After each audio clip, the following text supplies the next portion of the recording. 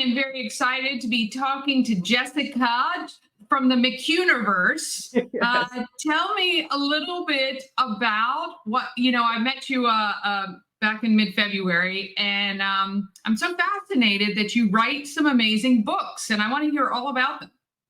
Yeah. Thank you so much for chatting with me today. It's really exciting. It's good to see you again. Yeah, it's great to see you as well.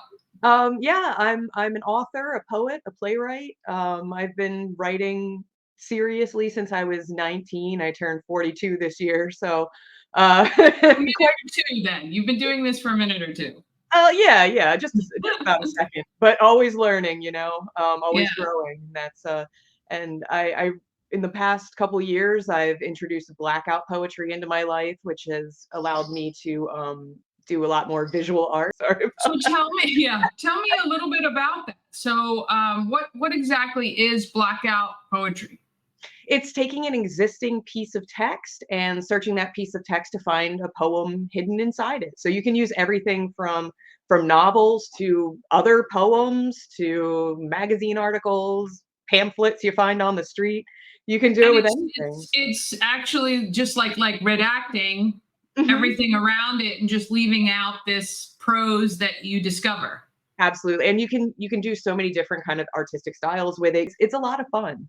Holy cow, that's amazing. Yeah, so I just recently had it was actually my 30th book published last year, and it was a blackout poetry collection, cosmic horror made from Little Women, and Wow. it's called The Quiet Ways I Destroy You. And last year was the 155th anniversary of the publication of Little Women, so I made 155 poems because I love Holy torturing myself. cow. Tell me I've always thought it would be so interesting. I like to write. I've been journaling since I was 16, and I've been doing that, but I always thought I could write a book, but it's just so complex to try to think about all these different characters and their backgrounds and all. How do you keep track of all that? I It was a lot easier in my 20s, I can I tell you that. Yeah, there are lots of ways you can do it. It really depends on the story and really how invested you are in it. If it's like the only thing I'm concentrating on, it's really not that difficult Yeah. for me to keep things, all those balls in the air, kind of. But also, I've employed, cardboard, whiteout boards and everything, and tracking it that way to keep details Yeah. straight. A lot of times, when I first started out, I was very much a lot more purple prose, very descriptive and overly descriptive, one might say. So I kind of hurt myself in that way, being like, what color was that person's eyes? Yes, right. You know, Right. now when I write, I don't really, unless it's like integral to the story, the reader Right. can fill that kind of stuff in. Yeah, Um, it is amazing actually when you read a book. How and this is so true. Like when they make a movie about a book, you're like, that's not what I pictured that character to be or that house to look like or whatever. mhm. So yeah. Yeah, so it is a lot of stuff to keep track of, especially because I usually work on, like, I'm writing a novel right now, 2 short stories, another blackout poetry collection, and I have a blackout poetry workbook slash playbook coming out in a couple months. So I have all these different Holy stories and different POVs, different characters. So yeah. it's a lot, but I mean, you train yourself to be able Yeah. to do that. So, and it's something I enjoy. So Yeah. So of your 30 published books, is there like a common thread and theme, or is it kind of all over the place? They like individual standalone, each one of them. yeah, some of them are connected. I have a trilogy, a horror trilogy that spans over decades. The third book is coming out next year, and that's a lot of my stuff definitely has a horror tilt, but I Mm-hmm. like everything from, middle grade horror to stuff you definitely don't want your mama knowing you're reading kind of thing. Right, right. So I write horror poetry. I really like horror. I think it's a very versatile genre. Horror is probably the most varied and common genre we deal with in our everyday lives. So Right. everything from romance can have horror in it, Yeah. the horror of a first date and anxiety and, how's it gonna go, to just fear of the dark, monsters, am I the monster? I love Right. all kind of these questions. So, but I write a lot of, I've had fantasy books come out, I have had more, I have a young adult series called the Darla Decker Diaries that's just young adult, but obviously when you read it, you can feel my horror roots coming in because what's scarier than being a young adult, you Yeah. know? I So, love it. but some of them are connected, but most of them are kind of independent, planets in the McHugh-niverse. Yeah. Do you have any favorites? I really enjoy, Quiet Ways I Destroy You. That's just, from Little Women. It's just one of my favorite things I did because it was such an undertaking. It took a lot of time. But as far as novels, I mean, I really love. I don't have it behind me here. I don't even know if anyone can see, but uh, I love The Green Kangaroos. It's one of my favorite and most personal books. Okay. Okay.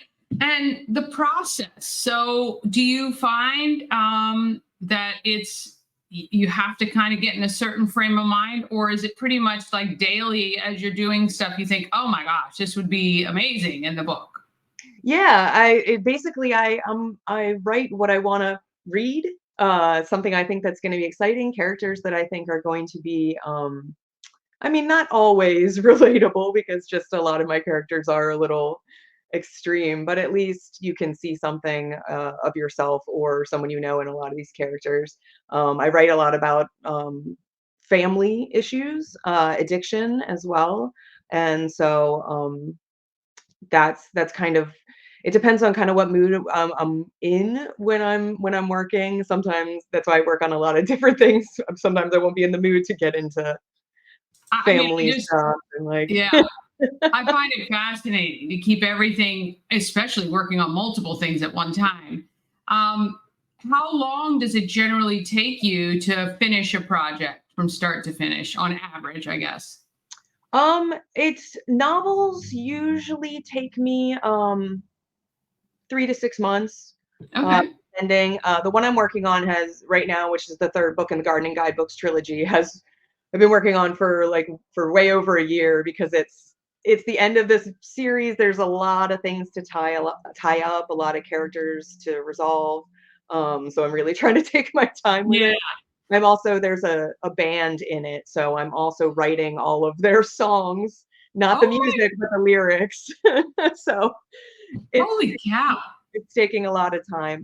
Blackout poetry collections tend to take about, I'll do, maybe 6 months writing the poems, finding the poems, figuring out the order and all that kind of stuff. And then it takes me maybe 6 months to a year to do the artwork, depending on how many poems there are and how Yeah. crazy I like to get with the artwork. I've been just getting bigger and bigger, and I love it. I love it. So, do you self publish or does somebody help? How does that work? yeah, so I'm mostly small press. I have worked with some larger presses. I was recently published. I was the first Blackout poet to be published in Weird Tales magazine, which has been around since like the 30s. So that was awesome. But mostly I self-publish. I work, or not self-publish, small press publish, which is just kind of somewhere between self-publishing and the big six. I work with a lot of the same publishers. I have four of my books are with Ghoulish Books, which is an amazing small press, and they have a lot of really great different kind of horror books and like creepy stuff. I work with Apocryphas, who does all my Blackout poetry collections and is putting out my workbook in this summer. So I have lots of people that when you find a publisher that gets you and isn't trying to like rein you in completely, which is, everyone needs editing and all Yeah. that's very, very important. But when you find someone who really gets your voice and pays you, Yes. that's There someone you go. you want to stick with. You're saying. So, And, yeah, it's and really, marketing can be a tough yeah. thing too. I mean, a lot of creatives, just want to make art and Right. not worry about like trying to convince you why you should But consume yeah, that art in like little vignettes on, Reels and TikTok. right, All that right. stuff, if you're good at it and you enjoy it, that's great. Yeah, Um, I yeah, don't know if I'm good at it, but I gotta do it, and, yeah, sometimes it bums me out, but, yeah, there's an yeah. art I to that mean, as well, I suppose. yeah, yeah, it happens everywhere. Yep. So what advice would you give a young person who really enjoys writing, like how to take it to that next step? Um, I I think the biggest thing that you can do is just do it. Um, do it the way that you enjoy doing it, without worrying about what anyone's gonna say. Spend some years doing that and figuring out your voice and what you like to write. Just figure it out, and then just I know it's tough to say, don't be afraid because putting yourself out there is always scary. But if it's something you enjoy doing and you want to do it, you kind of just have to swallow that fear a little bit and know that it's not the end of the world, that you're going Yeah, to experience rejection. yeah, Um, there's a million and a half people doing exactly the same thing, trying to yeah, get their stories told. And I mean, the cruel truth is that we're not everyone is going to make it. yeah. So you have to find your way of what making it means Well, to you, your that's level of exactly the point. Yeah, yeah, and I would give that advice to anyone going into any career. A, try to not be worried about what other people think. You have to. It is just like being on social media, doing a video, doing whatever you're doing. Just you can never it'll never be perfect. And you'll always look back at your first one thinking, oh my God, it was terrible. But you know what I mean? If you never start, you never get there. So, yeah, that is great advice. So, how can people buy your books? Where can they go? the best way to ever purchase any of my books is straight from the publisher. Small presses and small businesses need that support. Obviously, you can find them on places like Amazon, Barnes and Noble. Um, but any direct to publisher purchases are always much appreciated. I sometimes have books on hand. You can reach out and I can sign a copy for you and send it. Nice. I'm the Jess McHugh everywhere Okay, on I love everything. it. I love it. And is there any of Frederick in any of your books? Would we notice or kind I of think, there's definitely I have a short story because I used to be a tour guide for downtown Frederick for the Taste Frederick food tours. So I have a short story in a anthology. The name of it is escaping me, but I'm pretty sure the story is called All Around the Town and it's about a tour guide going around Frederick. So they stop at the Spite House no, and like nice. so I think I mentioned the Spite Wall and yeah. Yeah. So Are there any people in your life that read and go, "Hey, are you talking about me?" well, I'm sure I do like to write in a lot of the bars downtown, so I wouldn't be surprised if someone picked up some book and was like, "I think she heard me say that," and I'm like, "That's me! I That's told that great. story at White Rabbit." That's really awesome. Well, look, I think it's amazing that you can, make a career doing what you like, having it as a full-time thing. And we're so proud to have you here in Frederick. Thank you so much. I appreciate it.